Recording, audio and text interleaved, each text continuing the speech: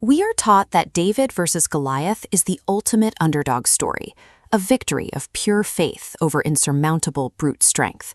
But the historical context suggests something far more clinical. David wasn't just a lucky shepherd. He was a seasoned former mercenary who had served in the Philistine military under Achish, the king of Gath.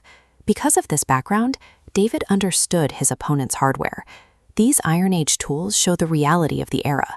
Iron was a massive technological advantage, but it was also heavy, slow, and forced soldiers into rigid, predictable movements. David didn't need a miracle. He used a Black Ops approach, exploiting his own mobility as a guerrilla fighter to strike a lumbering, armored target from a distance where iron was useless. While the tactical execution was perfect, the result triggered a strategic collapse. By killing the giant, David secured a short-term throne, but accidentally initiated a disastrous long-term trajectory for his people. Effective leadership requires a grand strategy, a plan for long-term survival that goes beyond winning a single, high-profile fight to satisfy the public's ego. Killing Goliath transformed David into a legend, but it also committed the Israelite tribes to a path of total isolation and constant border friction with their more technologically advanced neighbors. When David threw that stone, he may have ended the possibility of a different Levant, one where these tribes and the Philistines moved past conflict and toward a shared Mediterranean trade network. David's victory temporarily unified a weak kingdom under the paranoid King Saul, but it also painted a target on their back. By framing the conflict as us versus them, they became a standalone state surrounded by enemies.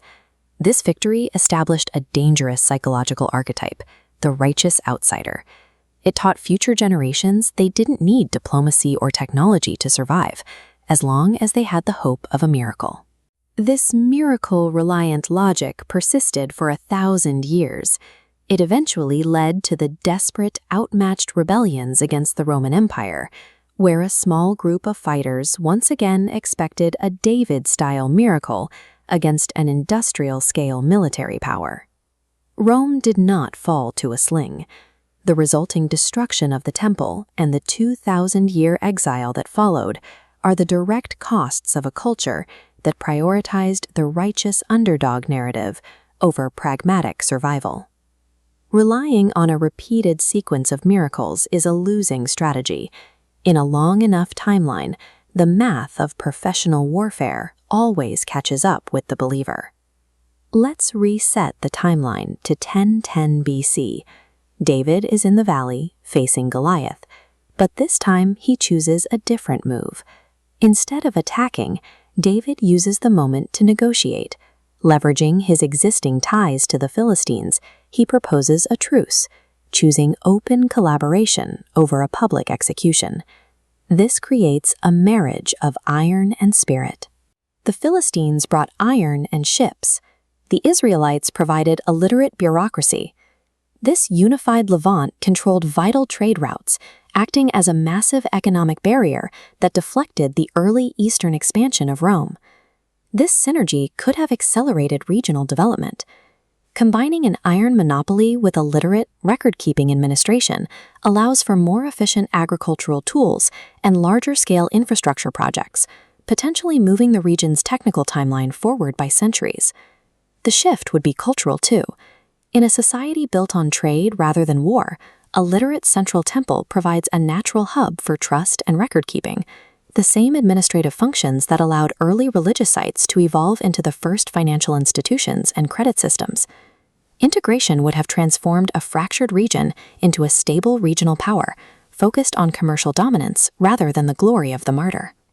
David's choice was a classic error of leadership.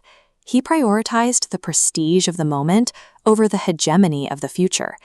Being the righteous outsider is a romantic role, but it is also a vulnerable one. It keeps you on the defensive, always reacting to a system you refuse to join. The Machiavellian truth is that true power does not exhaust itself fighting the system.